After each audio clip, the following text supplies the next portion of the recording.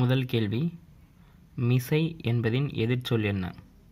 First மிசை அப்படின்றது பொருள், மேடு அல்லது மேலே அப்படின்றது அர்த்தம்.